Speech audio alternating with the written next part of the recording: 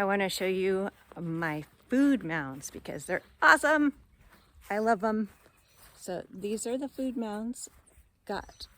They were on my vision board for last year, and my goal was to get 3 of them done in the fruit orchard. So we have this fruit orchard. It's about 30 trees. So it's a very humble orchard.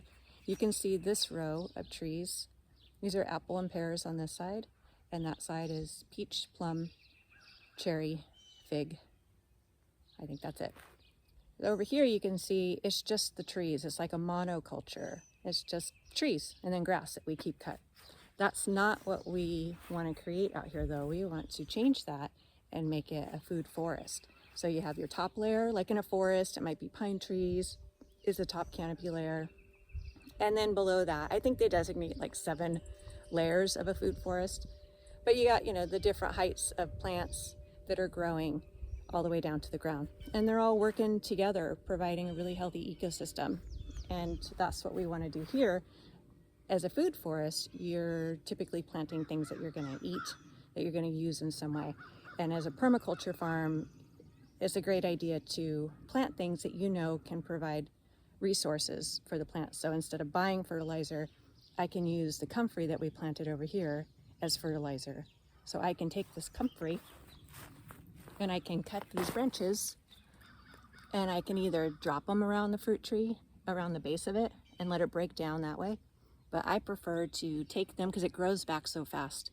So I prefer to take these branches, put them in a 5-gallon bucket of water, put a lid on it, leave it for 2 or 3 weeks, and then pour that water around the base of the fruit trees or in the greenhouse planters or somewhere else that needs fertilized.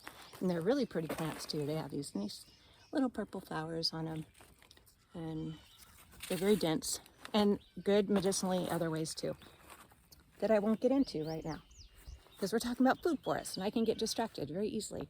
What I did with this is on top of the grass, we just put cardboard and then got the tractor, mixed some clay soil that we have with, because we have clay everywhere, very rocky clay at that. Well, mixed the clay with the organic soil, mounded that up, and then planted inside that mound. So no digging, which is awesome. And then all these other things just grew up naturally. And I've tried to suppress like the grass I don't want, so I'll add cardboard to kind of keep that down. But the clover, I can use the clover in salads and green drinks and tea. So I like the clover growing. The fleabane, these white flowers, that's another one I can use for tea. That's a great medicinal plant. We got the ragweed, the watercress. Echinacea got planted because I knew I was going to be making tinctures. So we got 1 bloom, and the rest look like they're on the way. Got sweet potatoes and strawberries planted, so it's just a mix. And then here we have some soil exposed, and you don't want your soil exposed to the elements because it'll take away from nutrients.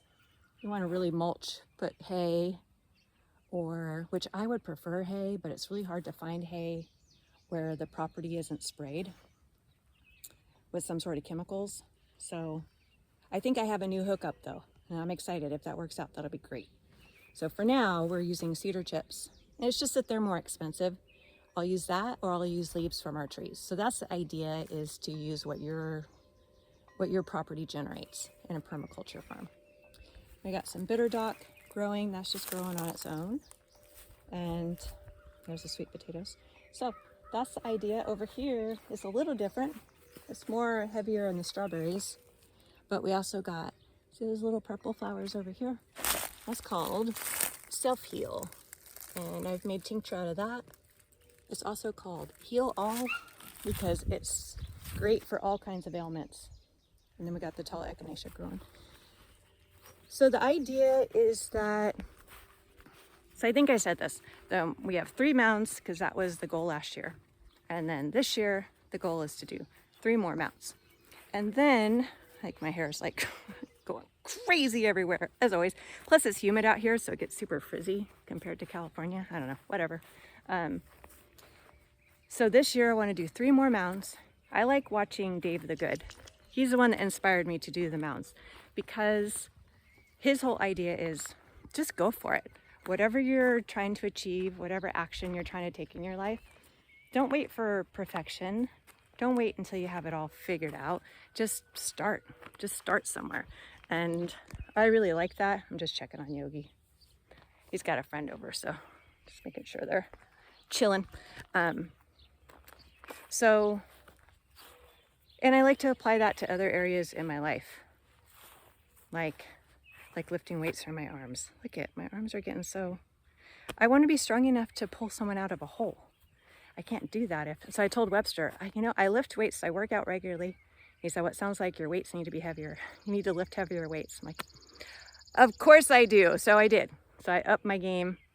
And I just, just taking steps, working towards whatever it is important to you. Writing a song, getting more exercise, eating better, not waiting to have it all figured out and being perfect, but just starting and then sticking with it when you start. Start small and then stick with it. That's what works for me. So anyway, there's my food mounds, and I just think this is a much more interesting way to grow. It's like plant art.